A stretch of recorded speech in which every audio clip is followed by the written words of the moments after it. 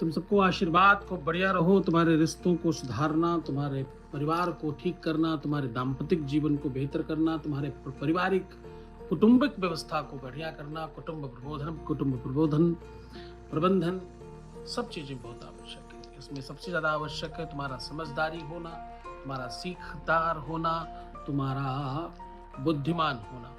क्योंकि कभी कभी तुम क्या होते हो कि तुम्हारे पास बुद्धि विवेक सब होता है, रूप रंग सौंदर्य सब होता है, पर तुम सही तरीके से उसको यूटिलाइज नहीं कर पाते।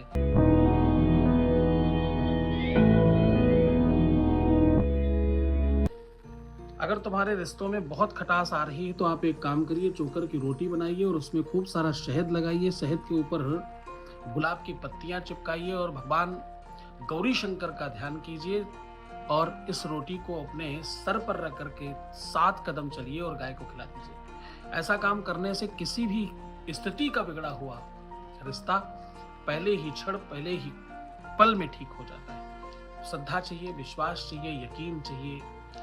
पति पत्नी में तालमेल ठीक हो या खराब हो गया हो या अतिशय खराब हो गया हो या ठीक नहीं हो रहा हो, तुम जिसको पति मानते हो या जिसको तुम पत्नी मानते हो या जो तुम पति बन चुके हो या बनने वाले हो या बनाना चाहते हो, किसी भी सिचुएशन में हो, ये रिश्ता काम करेगा, ये व्यवस्था, ये उपाय काम करेगी। एक बात ध्यान रखना कि तुम्हारा उपाय काम तब करता है तुम्हारी श्रद्धा विश्वास ठीक होती है, तुम्हारा मानस परिवर्तित होता है और मानस पवित्र होता है। तुम पवित्र मन से कोई काम करोगे तो उसका उपाय तुम्हारा काम करेगा, क्योंकि उपाय में हमारा आशीर्वाद काम करता है, हमारी शक्ति काम करती है, हमारी तपस्या काम करती है, हमारा ही बल काम करता है, हमारी शक्ति काम करती है, हमारा किया हुआ प्रयास काम करता है।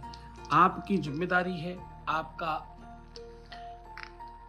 ये दायित्व है कि आप अपने रिश्ते को ठीक करें, आप अपने संबंधों को ठीक करें, आप अपने पति को, अपनी पत्नी को, अपनी प्रेमी को, अपनी प्रेमिका को, प्रेम से बड़ा दुनिया में कुछ नहीं होता। भगवान भी सेकंड नंबर पे आता है, गुरु भी सेकंड नंबर पे आता है।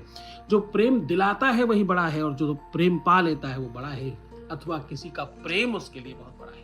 कितना ही परिश्रमी व्यक्ति है वो जरूर चाहता है कि कोई कभी तो हो, कोई ऐसा व्यक्ति कभी तो आए जीवन में जो ये पूछे कि तुम कैसे हो, और कभी कभी अपनी वो बात बताना चाहता है कि मैंने कुछ कैसे किया है, मैं कैसे यहाँ तक पहुंचा हूँ, मैंने क्या प्रयास किए हैं, मैंने क्या प्रयत्न किए हैं, मैं क्या कर रहा हूँ, मेरा क्या तरीका है, मेरा क्या ढंग है, वो सब लोग जानना चाहते हैं अथवा बताना चाहता है कोई किसी को।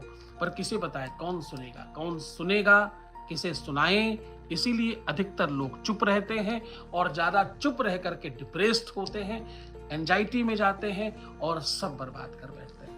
लोगों का नेचर बिगड़ रहा है, लोगों का स्वभाव खराब हो रहा है, लोग मुस्कुराना भूल रहे हैं, लोग एक दूसरे से बातचीत नहीं करते, इग्नोर करते हैं, लोगों को अननोन समझते हैं और न जाने क्या क्या। ये बहुत खतरनाक है, अच्छा नहीं है।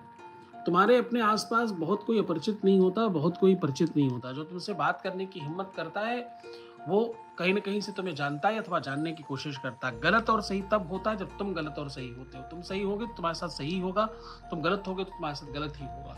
हाँ, सावधानी रखनी चाहिए, बचाव रखना चाहिए, पर बचाव रखने के चक्कर में संस्कार नहीं भूल जाने चाहिए।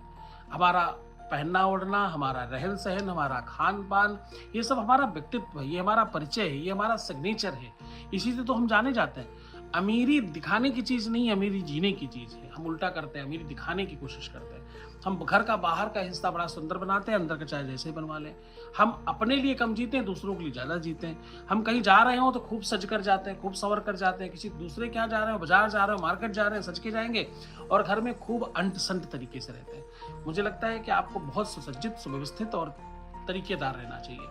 सुगंधित, सुसज्जित, सुव्यवस्थित रहने में तुम्हारी उन्नति होती है, तुम्हारे तमाम तरीके की प्रॉब्लम समाप्त हो जाती है। मैंने लाखों बार कहा है, तुम्हारे घर के तकिए, गिलाफ, चादर, पर्दा, पावदान, तौलिया, हैंड टॉवल, तुम्हारे अंडरगारमेंट्स, ये सब चीजें 100% बहुत साफ और स्वच्छ होनी चाहिए। आप खुद को व्यवस्थित रखने के लिए जितना बाहर से उतना अंदर से भी जरूरी है।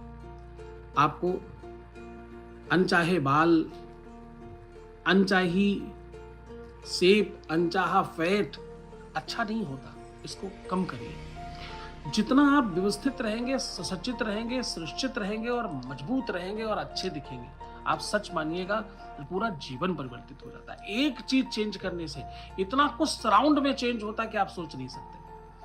केवल आप सुसज्जित हो जाएं, सुंदर दिखें, बेहतर दिखें, मुस्कुराकर बात करें, हर आधे घंटे में पानी पिएं और सकारात्मक सोचें। मात्र इतना करने से पूरा जीवन परिवर्तित हो जाएगा। तुम जो हो उससे बिल्कुल अलग हो जाओगे, इतने बेहतरीन हो जाओगे, लोग आपको हाथों हाथ रखेंगे और खूब प्रेम करेंगे आपको।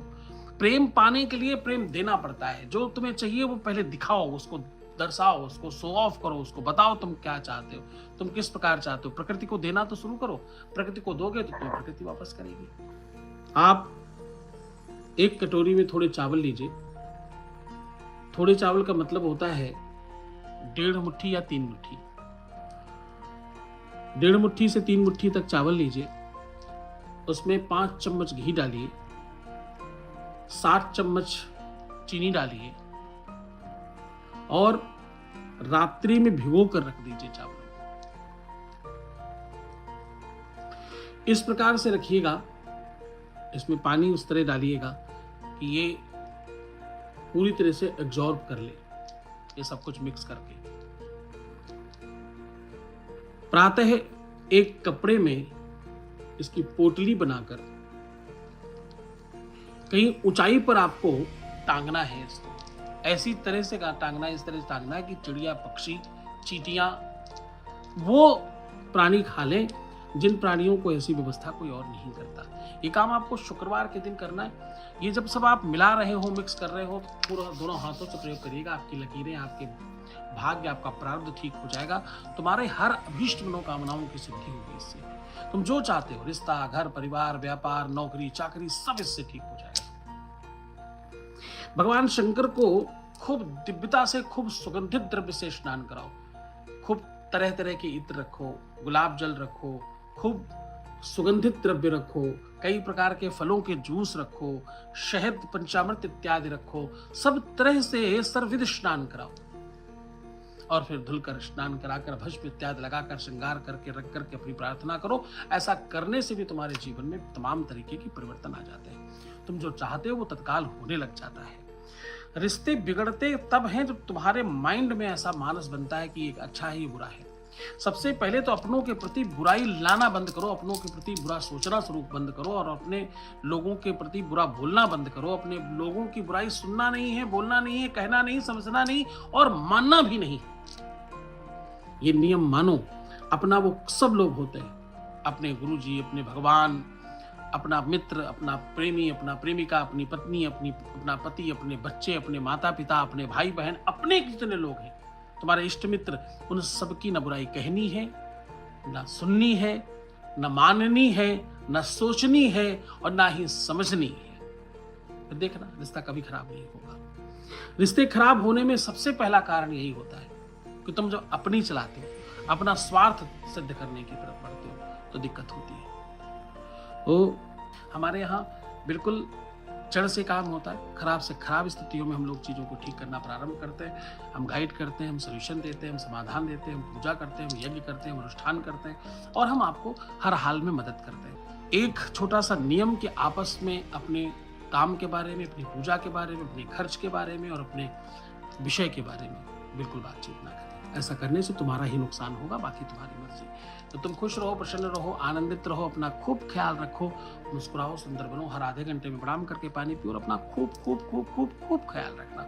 मैं तुम्हारे साथ हूँ। हर हर महादेव।